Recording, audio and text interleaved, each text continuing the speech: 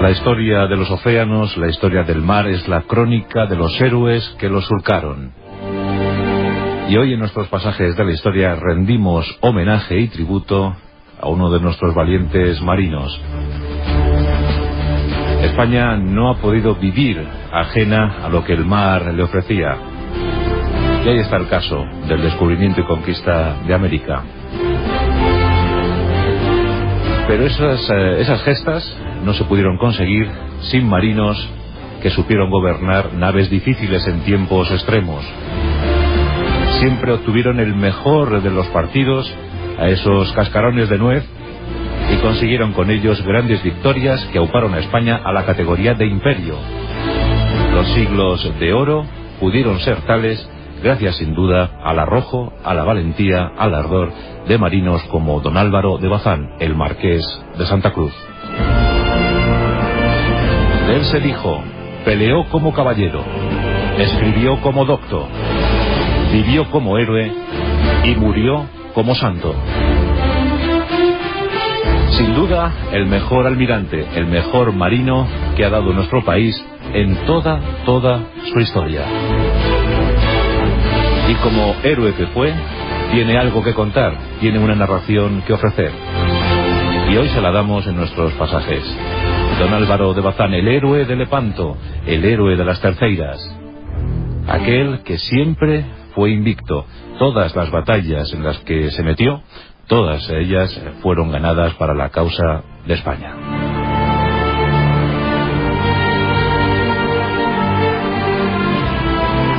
Nos encontramos en el 12 de diciembre de 1526. Las tropas imperiales de Carlos I de España y V de Alemania se pasean triunfales por buena parte del continente europeo. La conquista de América prosigue a buen ritmo. Y en ese tiempo nace Álvaro, en Granada. Sería durante algunos años Álvaro el Mozo, pues su padre llevaba idéntico nombre. El padre ya era excelente marinero, excelente gobernante de barcos, y tenía la difícil misión de comandar la escuadra de galeras reales que protegía el estrecho de Gibraltar. Y eran tiempos ciertamente difíciles, pues los piratas berberiscos, los corsarios franceses e ingleses, hostigaban, clavaban sus aguijones en las latitudes españolas. Era muy difícil contener aquellas hordas.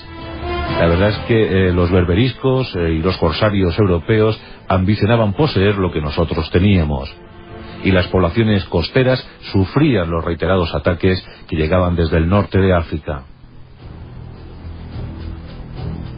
Había que buscar soluciones, y las galeras españolas debían multiplicarse para intentar contener el ataque siempre feroz, siempre contumaz, de aquellos enemigos. Y como digo, no solo piratas berberiscos, sino también corsarios pagados por Francia e Inglaterra. Desde bien niño, Álvaro el Mozo va al lado de su padre, lucha junto a él.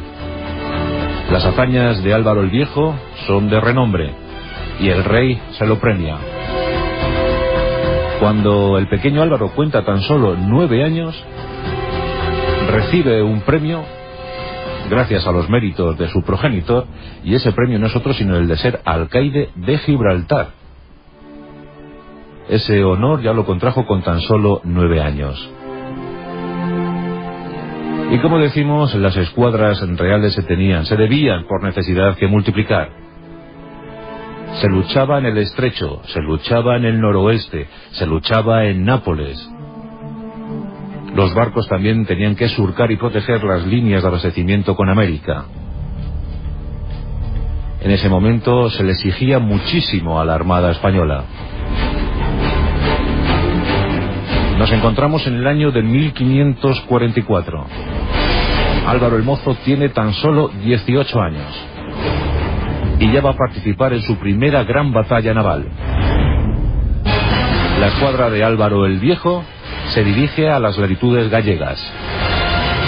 Y allí intercepta una escuadra corsaria francesa. Pronto las naves entran en conflicto, entran en combate. La pericia de los marinos españoles logra hundir la totalidad de la escuadra francesa. Es el primer éxito para Álvaro de Bazán. A partir de entonces, nadie osaría arrebatarle una victoria. Casi 50 años de mando sobre los mares españoles. Casi 50 años en los que España estuvo un poquito más libre, un poquito más segura, y nuestras banderas pudieron surcar el Mediterráneo con total garantía.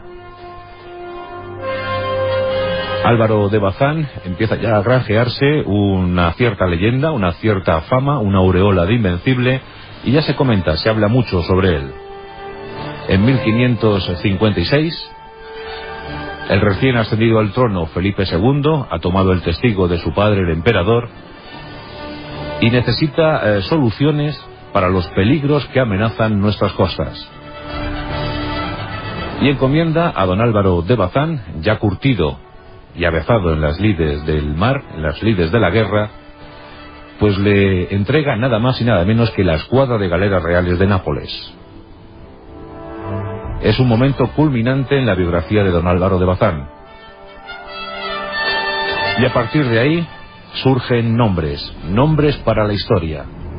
La misión de don Álvaro de Bazán es la de llevar la guerra a las guaridas de los piratas berberiscos.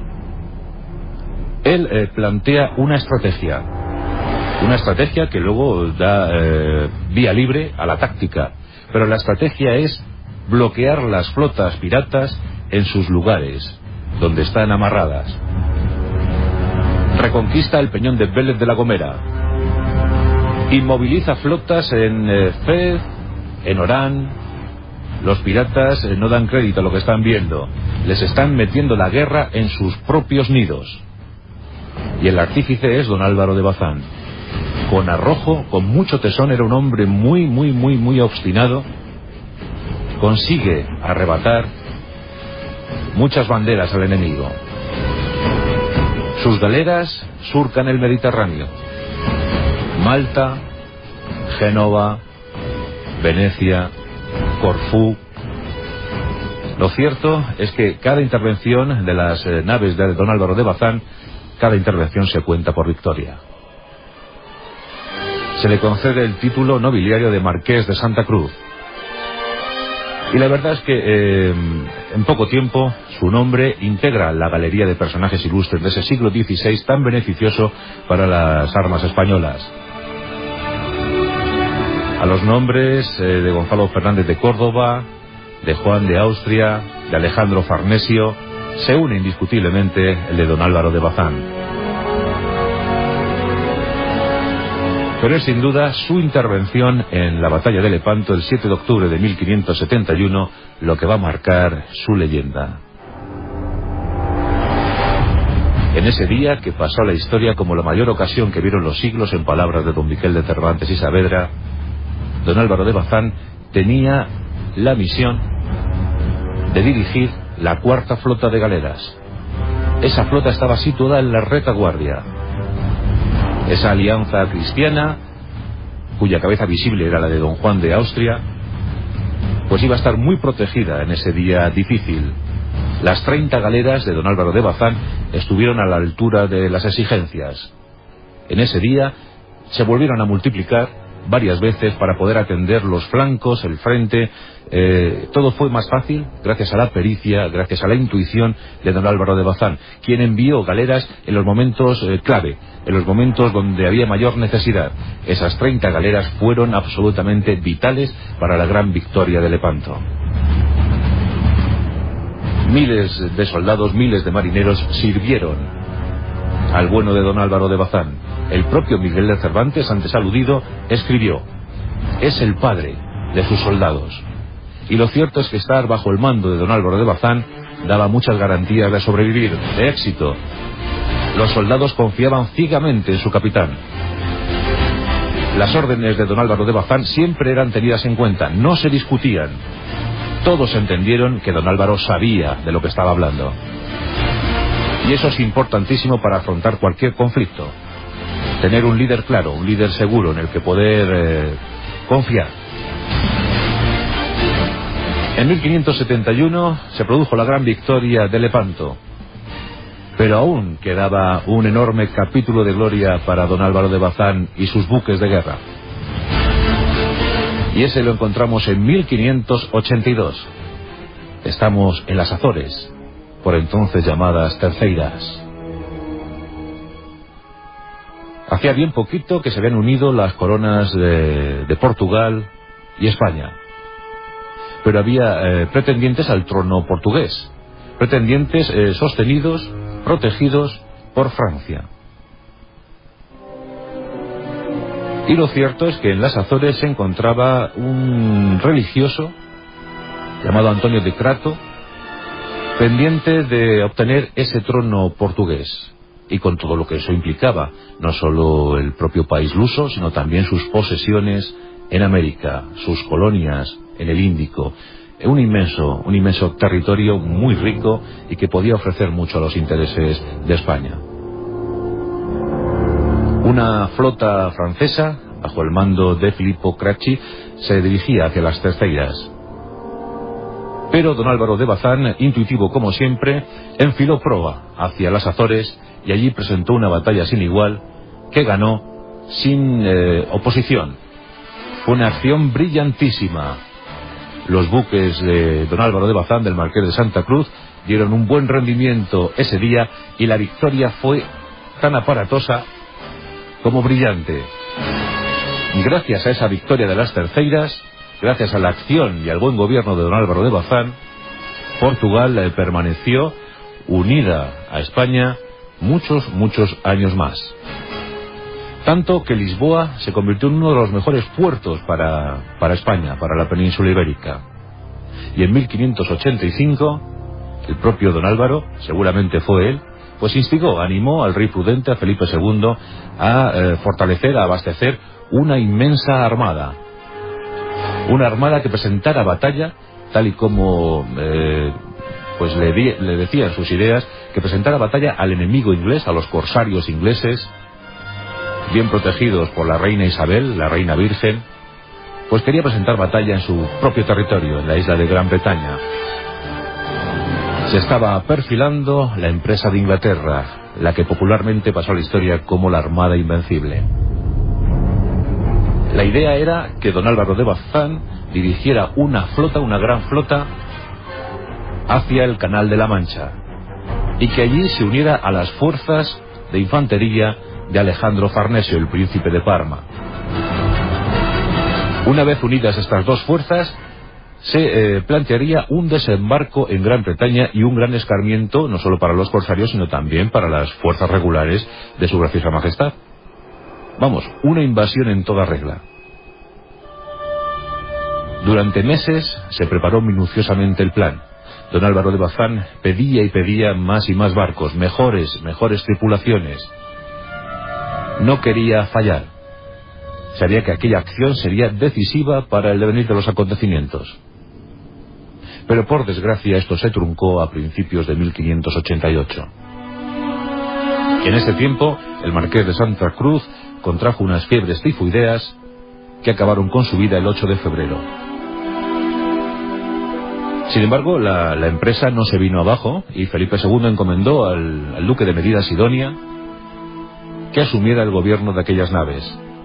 El duque de Medina Sidonia, un hombre de 38 años, era inexperto en las cuestiones marineras y seguramente eso tuvo mucho que ver, aunque él puso todo su empeño, eso sí es verdad, y después de tanto desastre climatológico y artillero por parte de los británicos, pues pudo recuperar algunas naves, no se perdió del todo.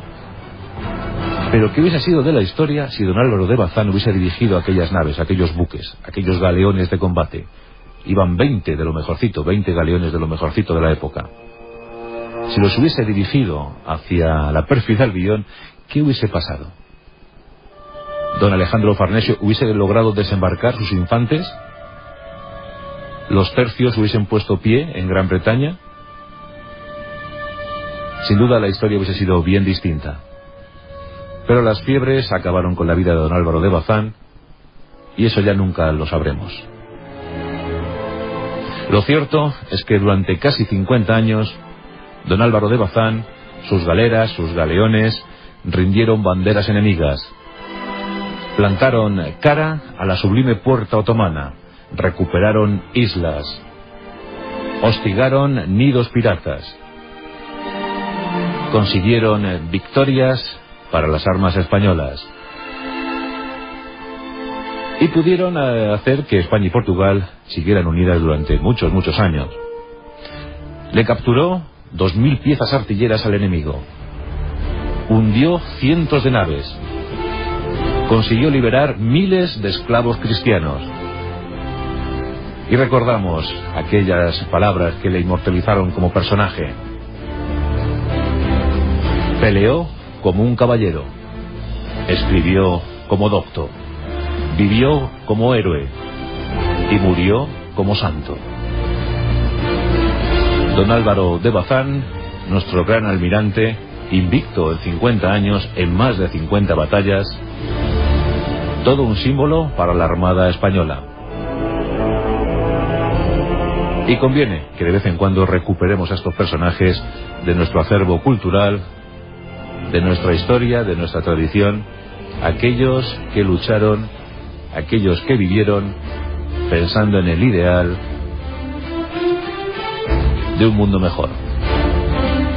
Álvaro de Bazán, el mejor marino español de todos los tiempos, héroe de Lepanto y de las Terceiras, inmortal para siempre.